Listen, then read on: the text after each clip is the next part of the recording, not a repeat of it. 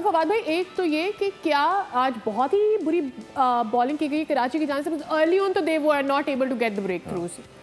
What really happened or what went wrong with their bowling? जो fielding overall है ना, catch भी drop हुआ था। क्लब क्रिकेट लेवल की होती थी एक ज़माने में, बल्कि वो भी इससे भी बुरी, इतनी बुरी नहीं होती थी। मतलब ऐसे कैचेस कोई नहीं छोड़ रहा होता था नईम का। और उसके बाद हर मैच में आप जो कैचेस छोड़ रहे हैं, जब आप एक कैच छोड़ देते हैं फिर आपकी कहाँ बचत होती है? नहीं होती।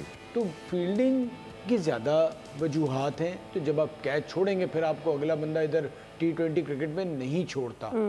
तो वही सूरत हाल है। फिर फ़खर बहुत अच्छा खेले, फिर जब नईम मारना शुरू हुए तो फिर आप बॉलर उस वक्त जब आप इस तरह से हिटिंग करते हैं आसान नहीं होता।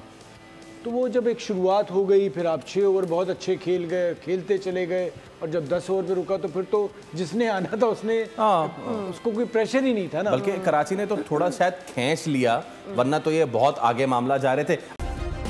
सब्सक्राइब करें और बेल दबाएं ताकि कोई खबर रह न जाए।